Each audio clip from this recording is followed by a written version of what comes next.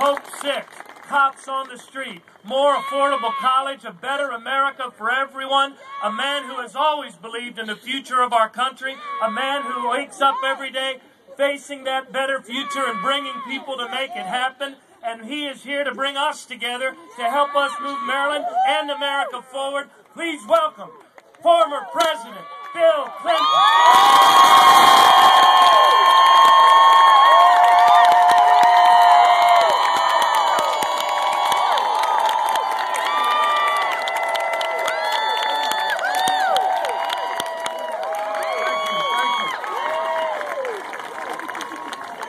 Well, first of all, I want to thank Governor O'Malley and Lieutenant Governor Brown, Senator Mikulski, Senator Cardin, Representatives Cummings, Ruffensperger, Edwards, Sarbanes, Senator Sarbanes, Madam Mayor, Attorney General Gansler, and Mayor of Newark, New Jersey, my friend Doug Palmer, former Mayor. Trenton, I mean. Oh, God, I'll never live that down. Folks, I have come here. I woke up this morning campaigning in South Florida, and I came to Western North Carolina, a world away from that, and I'm coming to Maryland. I love coming to Maryland because Barbara Mikulski and Martin O'Malley, I'm a pretty high-energy guy. They make me look like I'm on Prozac. And I love coming here, but let me tell you, all over America, I keep thinking to myself, how in the world do we even need to have a rally against when there's a campaign against the governor who gave you the #1 ranking in public schools 2 years in a row, who made Maryland the #2 state in the country, according to the Chamber of Commerce, in environment for small business and entrepreneurship, and according to the Kauffman Institute, a well-regarded nonpartisan group, is the #3 state in the country in your preparation to take advantage of the new green economy of the 21st century. Why in the world would anybody think about making a change? Never mind what the comparison is. So let me just say a couple of things, because this is really important, especially for the young people who are here. The Republican argument goes something like this, nationwide. Hey, they got the White House and the Congress, and we gave them 21 months to get out of that hole we left them. And we're not out, so throw them out, put us back in. Our answer is, we may not be out of the hole yet, but it was a real deep hole. At least we have stopped digging.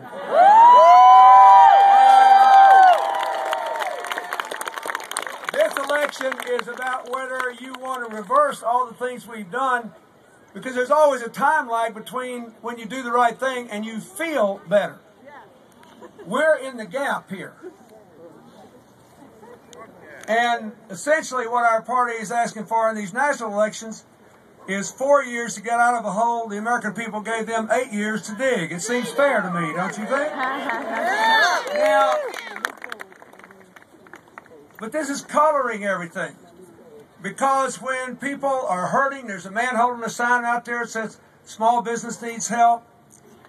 I just came, I had thousands of people in Asheville, North Carolina, the biggest city in western hill country of North Carolina, out in the square. People are just sick of all the kind of nah stuff they hear. And the Republicans may be surprised that everybody may not like all those negative ads that Karl Rove and his anonymous committees are running with special interest money designed to essentially pull a bait and switch. But they're basically saying, okay, they didn't get out of the hole and they spent too much money trying, they gave us too much government, and they're closet socialists, you better stop them before it gets plumb out of hand. And that's about what they're saying, isn't it? And then the former governor is making some version of that argument against Governor O'Malley.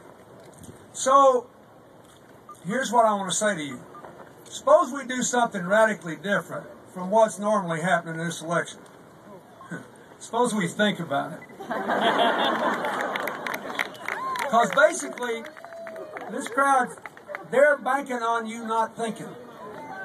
They're banking on some people being so mad that facts don't matter, and other people being so apathetic that facts don't matter. There are a lot of young people here, so I want to tell you this. I just told the senator and the governor and Lieutenant Governor Brown, I try to spend an hour a day studying the economy, and once in a while I stumble on something that has a little something to do with politics, and I found this article, listen to this, which explains all these polls. All polls are accurate, except they're all guessing about who's going to show up to vote, right? Okay, in 2008, in the presidential election, 58% of us voted. 60% of African Americans that were registered to vote voted. It's the first time African Americans ever outvoted the general populace.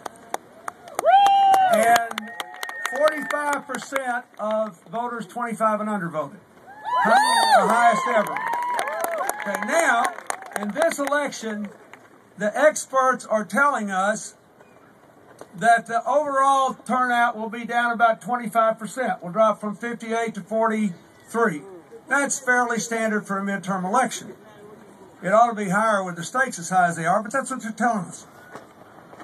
But they estimate that while the overall turnout will go down 25%, the African-American turnout will drop 40% from 60 to 36, and the youth turnout will drop 55% from 45 to 20% registered voters. Now, you got a governor here who froze tuition for 4 years, so you did not have to drop out of college. How can you stay home?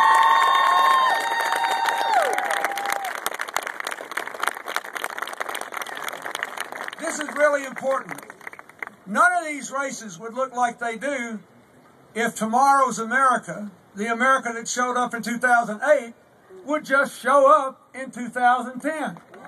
You are tomorrow's America, and you need to show up in 2010. You got a lot riding on this.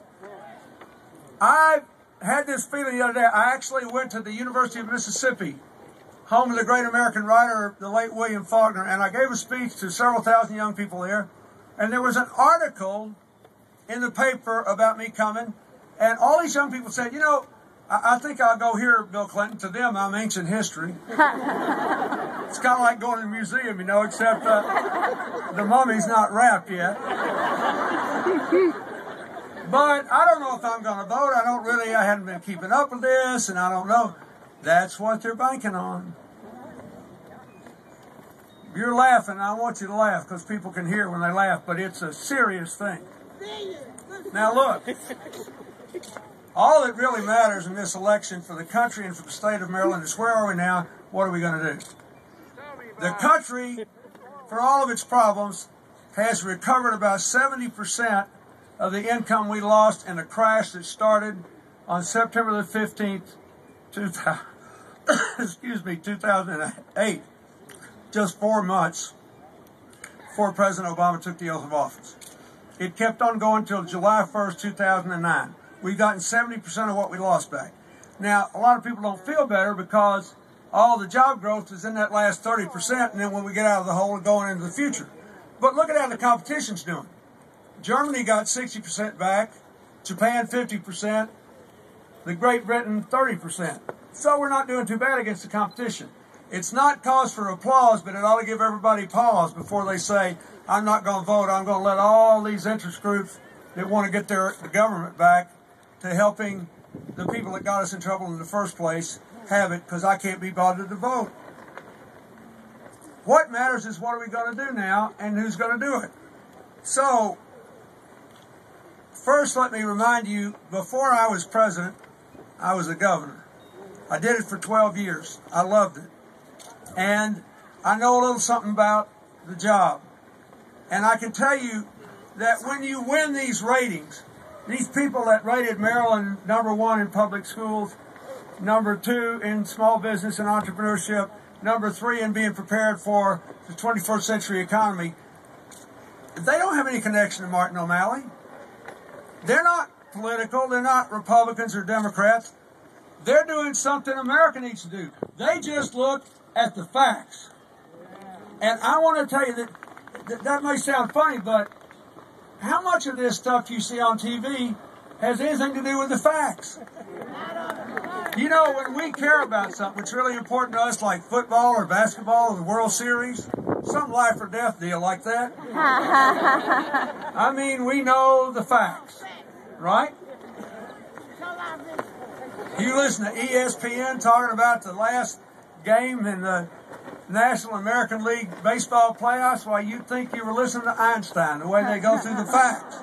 All that matters is the facts. It's only when something has absolutely no significance to us, like the economy, the future of our children, the way the nation's going to turn out, we say, don't bother me with the facts, I got my mind made up. So, you're laughing, but it's true, isn't it? I can tell you what we ought to do.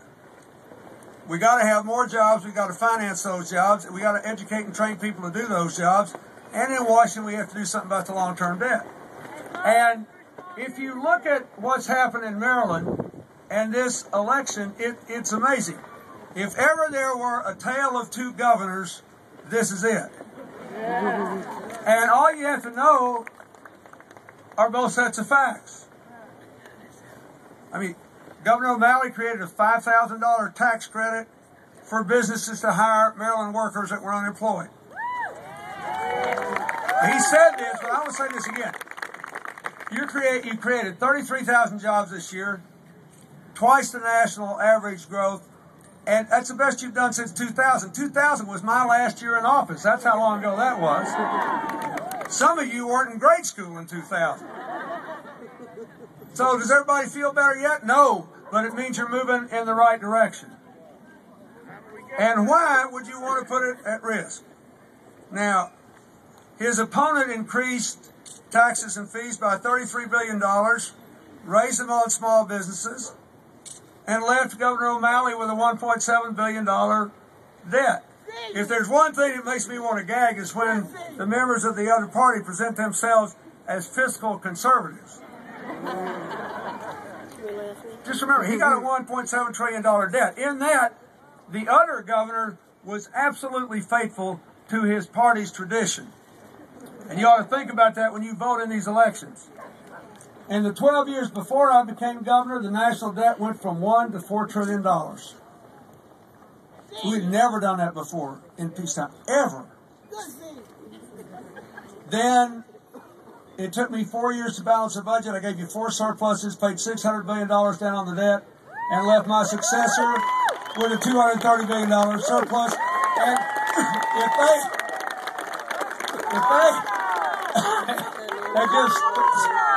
wait a minute. If they just stayed with my budget, we'd be out of debt by 2015 for the first time since Andrew Jackson was president in 1832. But no, they repealed arithmetic. They stopped paying for things as we go.